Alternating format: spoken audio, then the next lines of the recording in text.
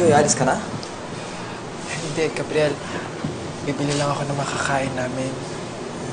Samahan kita. Hindi, wag na. Kaya ko naman eh.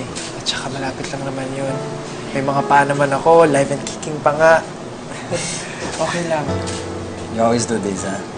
Samahan na lang kita. Tsaka, wala naman akong gagawin ngayon, eh. Tara. Halika na. Tara. May magagawa pa ba ako? Halika.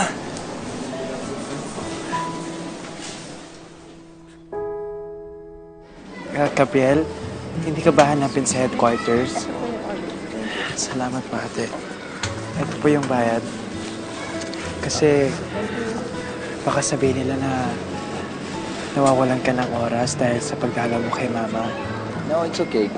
We actually don't have activities today. At saka, alam naman to yung head namin.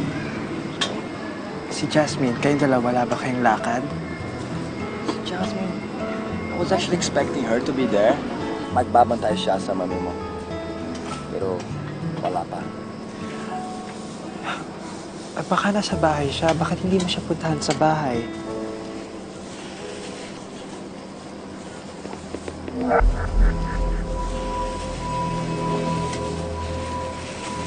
Salamat ah. It's okay. Kaya banding natin ah. Hindi lang pala si Jasmine ang pinupunteriya mo. Pati tumbak lang to.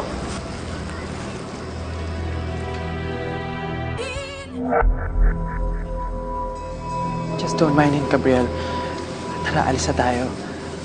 Bakit bakla? Natatakot ka?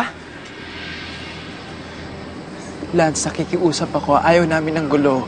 Pabayaan mo na kami. Eh wala namang gulo ah. Wala namang gulo bago dumating tong ungas na to sa lugar natin. So, magpakalalaki ka naman, okay? Ako magpakalalaki. Eh bakit hindi mo yan sabihin dyan sa kasama mo? Yan ang bakla! Hey, watch your mouth, okay? Watch your mouth. You Gabriel, have to insult him, okay? Gabriel, Okay? huwag mo na siyang patulan. Tara na, umalis na tayo. Gabriel, tara.